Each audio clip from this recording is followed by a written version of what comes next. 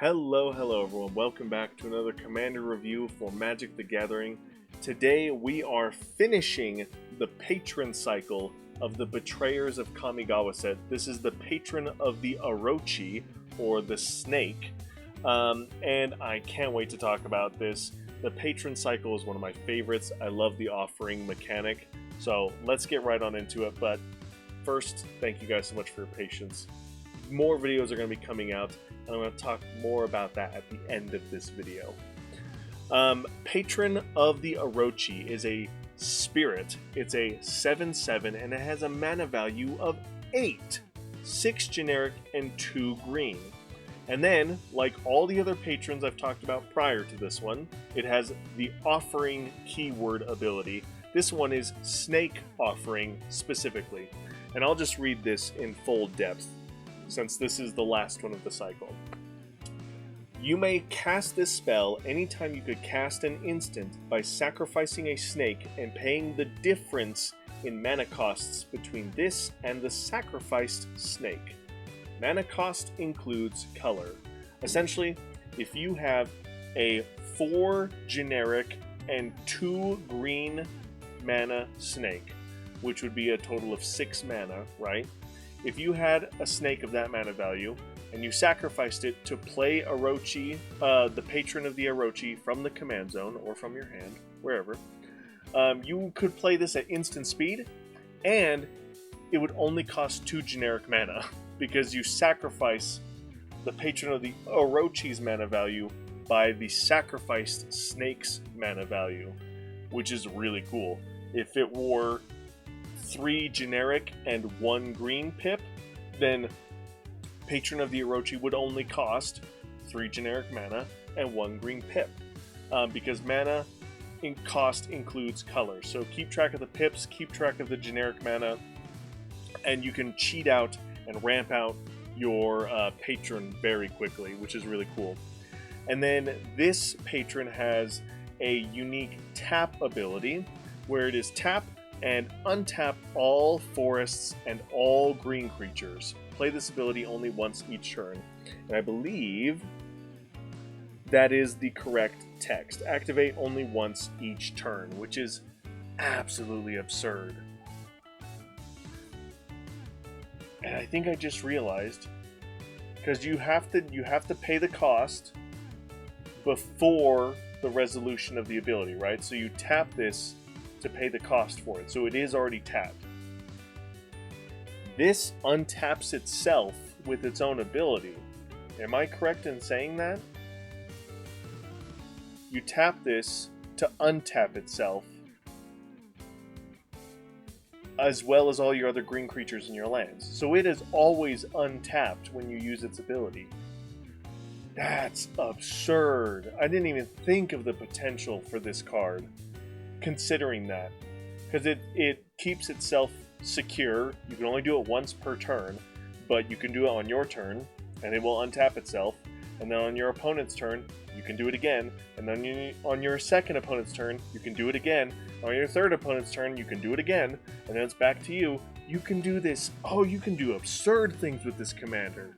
That's insane. I didn't even realize the full potential. No card rulings for this commander. Just remember how absurdly powerful that tap ability is. Also, remember, when you use the offering ability, it allows you to cast it at instant speed, and it reduces the cost of your commander based on the sacrificed snake's mana value. Card I chose to synergize with this commander is Virtue of Strength, mostly for the enchantment side.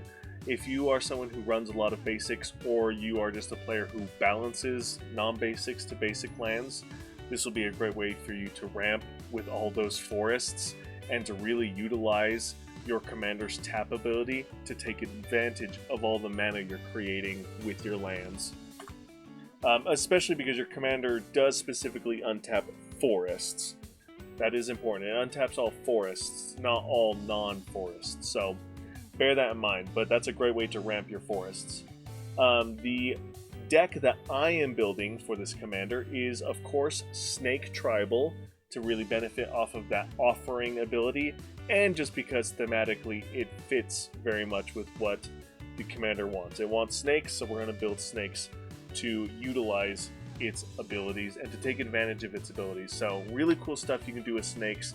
Not the most common creature type throughout Magic's history, but there are some really awesome snake abilities. One of the cool things that you don't see here on snakes is there are a lot of snakes that care about you dealing damage with your creatures to draw cards. That's surprisingly a cool snake ability, which I love. But overall, we're making a lot of snakes. A popular deck idea on EDH Rec is ramping like crazy, making tons of mana and then being able to untap all of your creatures and forests to make even more mana. One of the coolest things I think you can do with this ability, or with making all this mana, is monstrosity and paying the abilities of big, strong, heavy-hitting creatures. It's almost super mono green Stompy with super mono green ramp all mixed into one.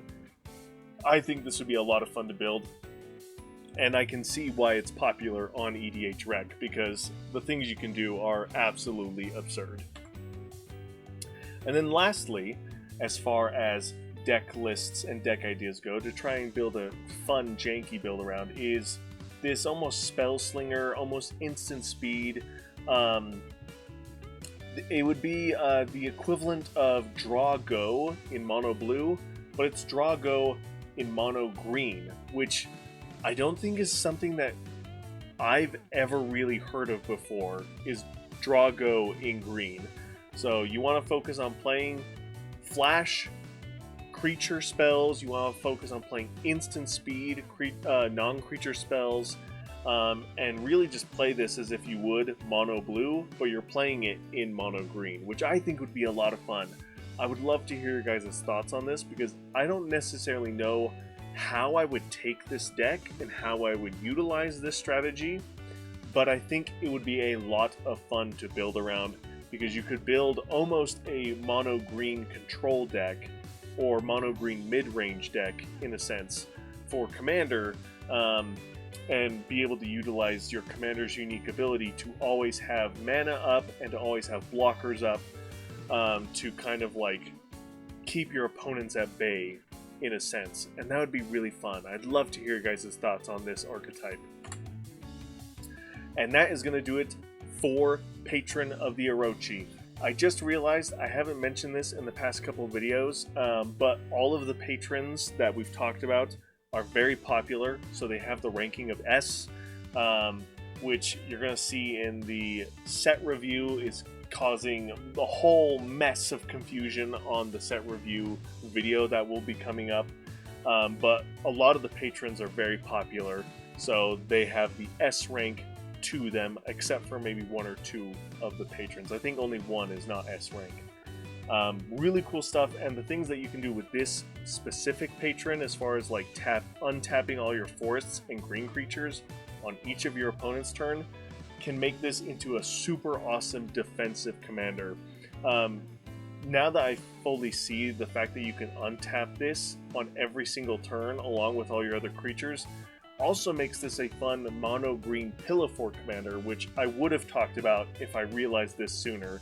I like the idea of what I have for like the mid-range instant speed mono green draw go strategy, but this would also make for a fun monarch commander. This would make for a fun initiative dungeon crawling commander, or even a mono green goading pillow fort commander, which would be really, really fun. So I can't wait to hear you guys' questions or thoughts, maybe something I missed or did not talk about with this commander. Let me know in the comments below. Thank you guys so much for watching. And to close out, once we get into Saviors of Kamigawa, I'm going to do a little bit of changing on how I'm doing the videos. One, so I can get them out faster to you guys, and two, so I can really focus on what I want to focus on with these videos is what the commander is, how the commander works. Those are the two biggest things for these videos. Afterwards, one or two fun deck ideas are like the subsequent bonus of making these videos, but mostly I want to talk about what the commander is and how it works. What are the rules of the commander so you can play it properly in your game nights with your group.